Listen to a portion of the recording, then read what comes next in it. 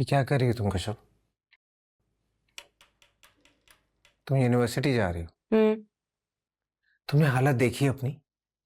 तुम्हें कहीं जाने की जरूरत नहीं, प्लीज ये वापस रखो। क्यों? वापस रखो है। अब्दुल बारी। इधर आओ। क्या? मुझे तुमसे एक जरूरी बात करनी है। देखो कश्यप, बात अब सिर्फ हम दोनों की नहीं है। हमारे दरमियान एक तीसरा वजूद आ चुका है और उसके बारे में हमें ही सोचना है। माँ बाप के झगड़े का बच्चे पर बहुत बुरा असर पड़ता है। और तुम क्या चाहती हो? हमारा बच्चा ऐसे माहौल में आंख खोले?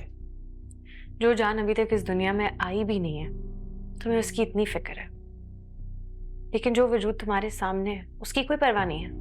किसने कहा मुझे तुम्हारी फिक्र नहीं है? अगर तुम्हारी फिक्र ना होती तो तुमसे बार बार यूं माफी मांगता मैं।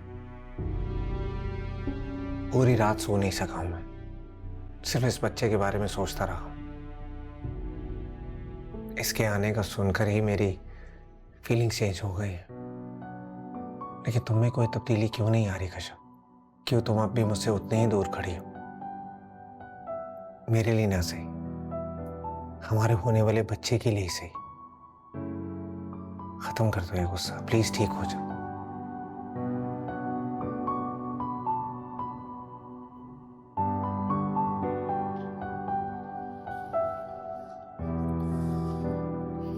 देखो कश्यप,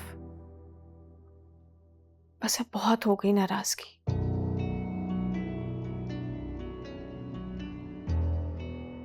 खत्म कर दो ये सब कुछ। देखो, अगर अगर तुम्हें मुझसे मसला है ना, तो मैं तुम्हारे आगे हाथ जोड़कर माफी मांगने को तैयार हूँ। मुझे माफ कर दो, लेकिन देखो, बस बात खत्म कर दो। ये आप क्या कर रही हैं बाजी? नहीं अब्दुल बारी, मुझे करने दो ये सब कुछ। देखो, अगर कश्यप ये समझती है कि तुम दोनों का ताल्लुक मेरी वजह से खराब हो रहा है, तो ये मेरी माफी मांगने से ही ठीक हो सकता है।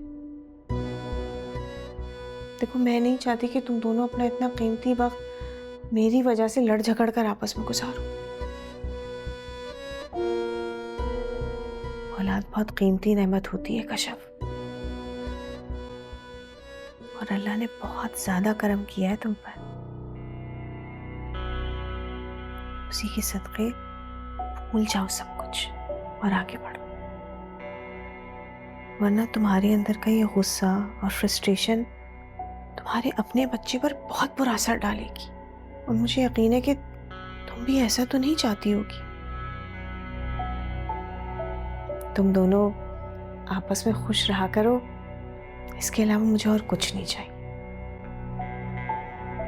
अब्दुल बारी, तुमने कश्यप को पूरा नाश्ता खत्म करवाना है। मुझे जरा किचन में काम है, मैं आती।